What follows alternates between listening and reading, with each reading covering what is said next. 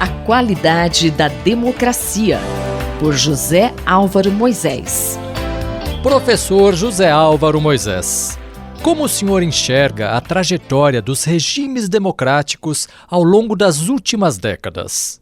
30 anos atrás, analistas celebraram em várias partes do mundo o que o cientista político Samuel Huntington chamou de a terceira onda de democratização do planeta, um conjunto tão significativo de transformações anti-autoritárias que levou o filósofo norte-americano Francis Fukuyama a escrever um ensaio em que anunciava o fim da história. A tese supunha que, com o colapso do modelo soviético, o predomínio da democracia liberal tinha alcançado um grau tão amplo e consistente que eliminava a possibilidade de que alguma alternativa pudesse disputar a hegemonia política pela realização da boa vida e da felicidade preconizada pelos clássicos. Menos de 30 anos depois, no entanto, um conjunto de novos acontecimentos, a maior parte dos quais sinalizando a reversão da expansão democrática anterior, colocou a democracia liberal na defensiva. A seguida ascensão de governos populistas ou abertamente iliberais, em alguns casos de características claramente autocráticas, mostrou que uma nova onda de transformações políticas estava se iniciando, desta vez provocando o efeito oposto do anterior, ou seja, abrindo espaço para a perda de força das ideias e dos princípios liberais e colocando no centro do cenário figuras de lideranças que tendem a se auto-instituir como os fiadores do regime político dos seus países. Os casos emblemáticos são os da Rússia com Putin, a Venezuela com Chávez e Maduro e a Turquia com Erdogan. Mas a tendência atinge mesmo países da União Europeia, como a Polônia e a Hungria, que antes eram vistos como exemplo dos processos de democratização do leste europeu. Na América Latina, além da Venezuela, cujos golpes e contragolpes consolidaram o chavismo, a onda atingiu ainda o Equador, a Bolívia, a Colômbia e, mais recentemente, o Brasil com Jair Bolsonaro, países que ampliaram a centralização do poder em mãos do executivo, limitaram as atribuições do parlamento em alguns casos e são palcos de contestação das eleições, de imposições de restrições à liberdade de imprensa e de obstáculos à ação da oposição. A atual crise das democracias ou da sua recessão diz respeito a situações em que, embora os líderes tenham sido eleitos pelo voto popular, são protagonistas de um processo de paulatina corrosão das regras e das instituições democráticas que alteram o formato do regime vigente. Diferente das democracias em que o poder emana do povo, nas autocracias é como se a fonte da legitimidade política não fosse derivada da soberania dos cidadãos, mas dos próprios líderes que se auto-intitulam intérpretes da nação. Professor, e como o Brasil se situa nesse contexto? A origem dessas novas autocracias, diferente do que ocorria no passado, não são golpes de Estado clássicos, mas é a situação em que os líderes autocratas passam a romper a estrutura dos limites impostos pelos princípios democráticos. A ação usual dos autocratas envolve a destruição da autonomia do judiciário e das instituições de fiscalização e controle e, ao mesmo tempo, o impedimento ou a completa eliminação da oposição. O contexto institucional de crise em que Bolsonaro foi eleito no Brasil exemplifica essa situação. Embora ele tenha jurado cumprir a Constituição, isso não serviu para evitar que adotasse medidas antidemocráticas e estimulasse manifestações pedindo, por exemplo, o fechamento do Supremo Tribunal Federal. Bolsonaro é um líder de mentalidade autoritária que menospreza instituições básicas da democracia, como o judiciário, demonstra seu desapreço pelo princípio da separação de poderes e estimula a intolerância política de suas bases de apoio. Nesse sentido, os ataques do presidente ao sistema eleitoral, levantando a hipótese de fraude que nunca foi comprovada, soa como a preparação da contestação dos resultados caso ele seja derrotado nas eleições. Muitos analistas chamam a isso de uma preparação de um golpe, que só será barrado se houver reação das instituições democráticas e da sociedade civil, e se as Forças Armadas se comportarem segundo o que está escrito na Constituição brasileira. Muito obrigado. Muito obrigado. Eu, Gustavo Xavier, ouvi o professor José Álvaro Moisés. A qualidade da democracia, por José Álvaro Moisés.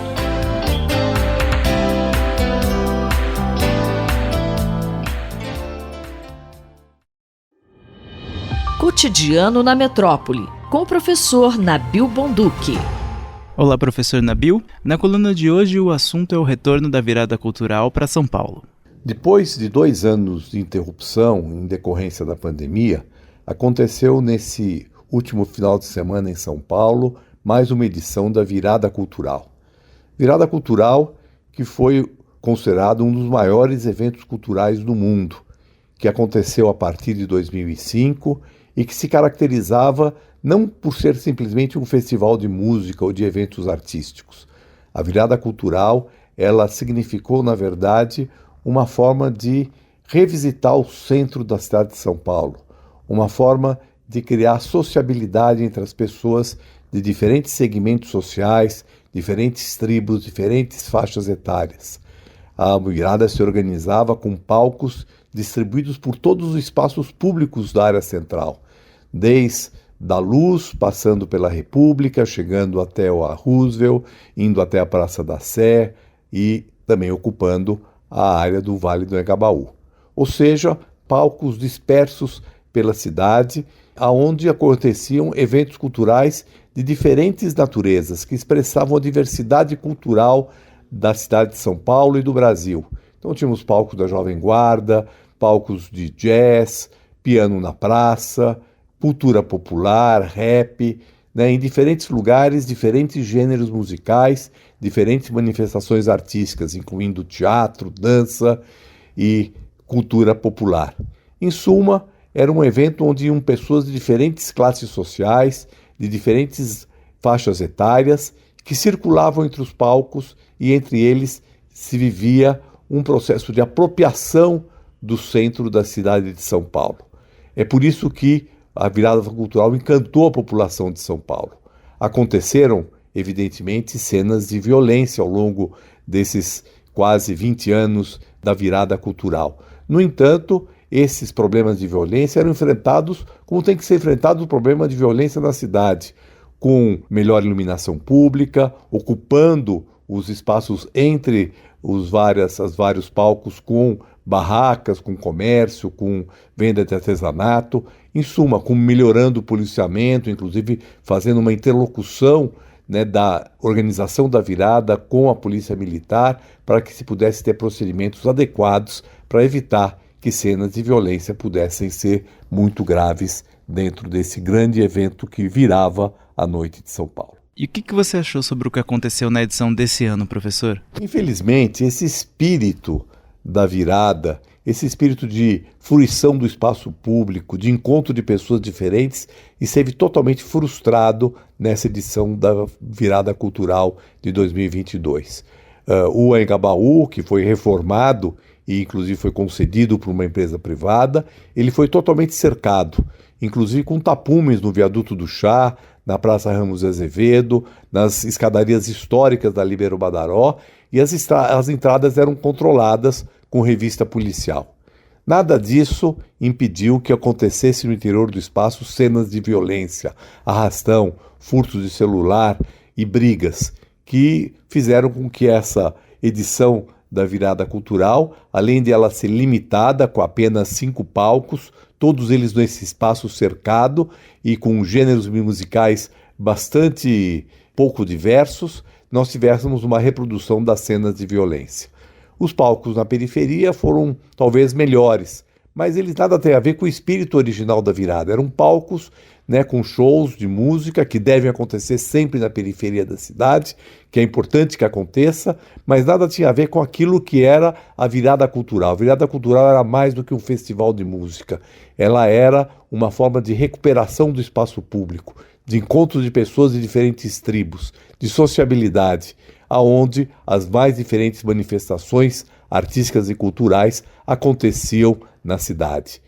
Sem dúvida, a cidade hoje ocupada, o centro da cidade hoje ocupado pela população em situação de rua, com as cenas de violência que estamos vendo na Cracolândia, talvez aquele espírito original da virada não pudesse se reproduzir neste ano de 2022. Eu, Denis Pacheco, conversei com o professor Nabil Bonduki para a Rádio USP. Cotidiano na Metrópole, com o professor Nabil Bonduki. Globalização e Cidadania, por Pedro Dalari.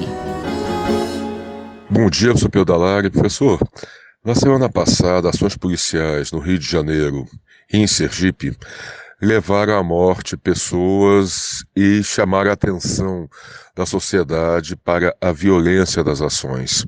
O que o senhor tem a dizer a respeito disso? Há um despreparo da polícia, professor? No último dia 24 de maio, uma operação policial na Vila Cruzeiro, na zona norte do Rio de Janeiro, teve 23 mortos. Um ano antes, em maio de 2021, outra operação policial no Rio, desta vez no Jacarezinho, levou à morte de 28 pessoas. Somente em 2021, a Polícia do Rio matou 1.356 pessoas, segundo dados do Instituto de Segurança Pública. Também na semana passada, outro fato estarrecedor impactou a sociedade brasileira. Em Pernambuco, Genivaldo de Jesus Santos foi detido por policiais por dirigir uma moto sem capacete. Foi imobilizado por agentes da Polícia Rodoviária Federal, colocado no porta-malas do carro que estava com os vidros fechados e, em seguida, os policiais jogaram gás e fecharam o porta-malas. Genivaldo morreu por asfixia em função dessa ação policial. Embora essas situações possam ser consideradas extremas, são indicativas de um quadro generalizado de despreparo e violência policial, que tem realmente no Rio de Janeiro o seu ponto crítico. Autoridades públicas, ao invés de condenarem explicitamente essas ações, tergiversam ou mesmo defendem os policiais. A polícia tem uma função nobre, que é assegurar a segurança, que é um direito fundamental de todo ser humano. Mas na promoção desse direito humano fundamental à segurança pública, a polícia não pode violar outros direitos humanos, especialmente o direito à vida. No direito internacional, há até uma máxima que define bem esta dupla responsabilidade. Há, de um lado, a responsabilidade de proteger os direitos das pessoas, mas há, por outro lado, a responsabilidade de, ao adotar essas medidas de proteção, se preservar o conjunto dos direitos das pessoas para que eles não sejam violados. A responsabilidade de proteger e a responsabilidade ao proteger. O Brasil necessita de forças policiais que promovam a segurança pública com respeito aos direitos humanos. Como a universidade pode ajudar nesse caso, professor? A universidade pode e deve ajudar nessa tarefa. Ao contrário de políticas públicas de saúde e educação, por exemplo, que têm merecido muita atenção da universidade com estudos e formulação de propostas, o mesmo não ocorre na área de segurança pública, sendo muito pequeno o engajamento da universidade brasileira na busca de soluções. Recentemente, no Instituto de Relações Internacionais da Universidade de São Paulo, foi criada a Escola de Segurança Multidisciplinar, destinada justamente a identificar e disseminar boas práticas em matéria de segurança, promovendo pesquisa e cursos de extensão nesta área. Este esforço tem sido feito em convênio com a Organização dos Estados Americanos, a OEA, justamente na perspectiva do tratamento do tema de segurança pública em escala regional, principalmente no ambiente latino-americano. É um passo ainda pequeno, mas importante no esforço que deve ser feito pela sociedade, com a ajuda da universidade, para a melhoria das políticas públicas de segurança pública e das forças policiais que são responsáveis por assegurar o direito fundamental do ser humano à segurança pública. Este foi o professor Pedro Dalari que falou com Marcelo Hollenberg para a Rádio USP. Globalização e Cidadania, por Pedro Dalari. Fique de Olho, por Eduardo Rocha. Professor, o sildenafil, medicamento indicado para disfunção erétil, e outros inibidores da enzima fosfodiesterase 5 são remédios úteis ou arriscados para a visão? Olá, o inibidor da fosfodiesterase 5 foi isolado e descoberto há mais ou menos 3 décadas e havia uma enorme expectativa de que pudesse se tornar um tratamento útil, complementar ou líder para a hipertensão arterial, por exemplo. Essa molécula tinha características anti-inflamatórias, era um bom vasodilatador e um relaxante muscular. Acontece que as pesquisas clínicas foram decepcionantes, como hipotensor ou mesmo como alívio para angina pectoris relacionadas à má perfusão do coração, os efeitos eram muito modestos. Nessa ocasião, se percebeu que em indivíduos do sexo masculino havia ainda por cima um efeito colateral que poderia ser desagradável. O remédio induzia ereção peniana. Hoje, 2022, o inibidor da fosfodiesterase 5, uma das suas moléculas mais conhecidas é o sildenafil, existem várias outras, é um remédio útil para a disfunção erétil, lembrando que ele não é um estimulador de libido, só funciona mesmo quando há o desejo sexual e a atividade assim se torna um mecanismo de ação completo, e também para outras condições, como hipertensão pulmonar, fenômeno de Raynaud, e em mulheres até em casos de atraso de crescimento fetal intraútero. Assim, uma experiência que inicialmente tinha uma excelente fundamentação, sem embasamento bioquímico, farmacológico, poderia ter sido deixado de lado, tornou-se um remédio presente e útil na farmacopeia. O usuário crônico desse tipo de medicamento precisa de cautela diante dos sintomas visuais? Esse estudo clínico, publicado no JAMA Ophthalmology, agora em maio de 2022, observando as prescrições para indivíduos do sexo masculino, cobrindo uma população de mais de 200 mil homens, e comparando 1.146 que faziam uso crônico do inibidor da fosfodiesterase 5 com mais de 4.000 controles e excluindo outros fatores de risco, como diabetes e hipertensão, mostrou que há, para os usuários crônicos, um considerável aumento do risco para problemas oculares. Curiosamente, naquela fase inicial, se aventou até que o inibidor da fosfodiesterase 5 poderia ser, como um hipotensor, útil para glaucoma. Isso também foi decepcionante. Mas o risco de causar descolamento de retina, oclusão de vasos e até obstrução da vasculatura do nervo óptico levantou esse alerta de que há, entre os usuários, principalmente os usuários frequentes, um risco aumentado de problemas da visão, 2 a 3 vezes superior aos indivíduos que não usam. Os mecanismos podem estar relacionados com a hipotensão gerada pelo efeito do remédio, levando à hipercoagulabilidade e, dessa forma, obstruindo vasos e criando esses problemas. Dessa forma, o uso recreativo realmente não tem um propósito interessante, deve ser usado sempre com prescrição e orientação médica, e tanto usuários como o oftalmologista que atender esses indivíduos devem estar cientes de que o paciente faz uso dessa medicação, uma vez que ela pode estar por trás, estar associada a problemas de sintomas de flutuação, de baixa de visão, e isso deve ser então de conhecimento do médico que acompanha o paciente e dos pacientes que eventualmente fazem um uso não adequado da medicação. Acabamos de ouvir o professor Eduardo Rocha, da Faculdade de Medicina da USP em Ribeirão Preto. Até a próxima edição. Rosimeire Talamone para a Rádio USP. Fique de Olho, por Eduardo Rocha. Fique de Olho, por Eduardo Rocha. Professor, o sildenafil, medicamento indicado para disfunção erétil, e outros inibidores da enzima fosfodiesterase 5 são remédios úteis ou arriscados para a visão?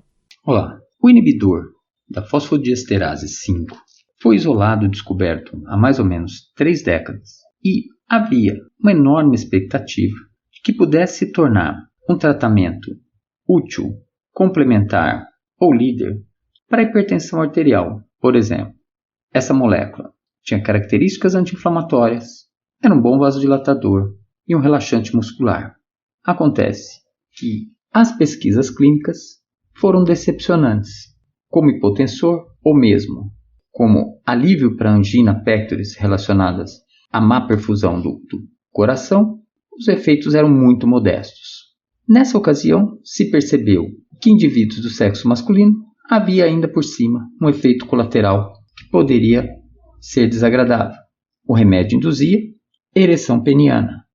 Hoje, 2022, o inibidor da fosfodiesterase 5, uma das suas moléculas mais conhecidas é o sildenafil, existem várias outras, é um remédio útil para a disfunção erétil, lembrando que ele não é um estimulador de libido, só funciona mesmo quando há o desejo sexual e a atividade assim se torna um mecanismo de ação completo, e também para outras condições, como hipertensão pulmonar, fenômeno de Raynaud, e em mulheres até em casos de atraso de crescimento fetal intraútero. Assim, uma experiência que inicialmente tinha uma excelente fundamentação, sem embasamento bioquímico, farmacológico, poderia ter sido deixado de lado, tornou-se um remédio presente e útil na farmacopeia.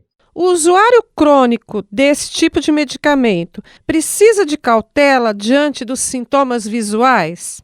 Esse estudo clínico, publicado no JAMA Ophthalmology, agora em maio de 2022, observando as prescrições para indivíduos do sexo masculino, cobrindo uma população de mais de 200 mil homens, e comparando 1.146 que faziam uso crônico do inibidor da fosfodiesterase 5 com mais de 4.000 controles e excluindo outros fatores de risco, como diabetes e hipertensão, mostrou que há, para os usuários crônicos, um considerável aumento do risco para problemas oculares. Curiosamente, naquela fase inicial, se aventou até que o inibidor da fosfodiesterase 5 poderia ser, como hipotensor, útil para glaucoma.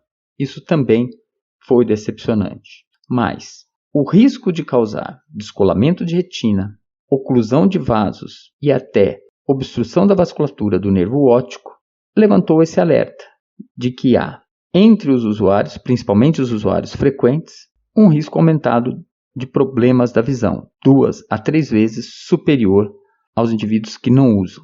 Os mecanismos podem estar relacionados com a hipotensão gerada pelo efeito do remédio, levando à hipercoagulabilidade e, dessa forma, obstruindo vasos e criando esses problemas. Dessa forma, o uso recreativo realmente não tem um propósito interessante, deve ser usado sempre com prescrição e orientação médica, e tanto usuários como o oftalmologista que atender esses indivíduos devem estar cientes de que o paciente faz uso dessa medicação, uma vez que ela pode estar por trás, estar associada a problemas de sintomas de flutuação, de baixa de visão, e isso deve ser então de conhecimento do médico que acompanha o paciente e dos pacientes que eventualmente fazem um uso não adequado da medicação. Acabamos de ouvir o professor Eduardo Rocha, da Faculdade de Medicina da USP em Ribeirão Preto. Até a próxima edição. Rosimeire Talamone para a Rádio USP. Fique de olho, por Eduardo Rocha. Bibliomania, por Marisa Midori. Bom dia, professora Marisa Midori. 2022 é também o ano do centenário de José Saramago, não é? Bom dia, Cláudia. Bom dia, ouvintes da Rádio USP. 2022, já o sabemos, é um ano de muitas celebrações, mas também um ano de muitas inquietações e podemos mesmo dizer o ano da autocrítica. Celebramos em 2022 o bicentenário da independência, enquanto lutamos por um Estado democrático, ou pelo menos quando a democracia parece tão ameaçada. Celebramos o centenário da Semana de Arte Moderna, enquanto os artistas e intelectuais brasileiros, ou melhor, a arte e a cultura brasileiras, lutam por políticas públicas que convertam a arte e a cultura em setores dinâmicos da economia e da vida de todo o povo brasileiro. Mas 2022 é também um ano em que celebramos o centenário de nascimento do escritor português José Saramago.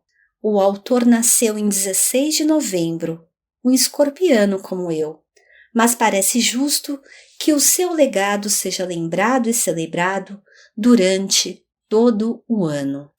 Saramago era um bibliômano?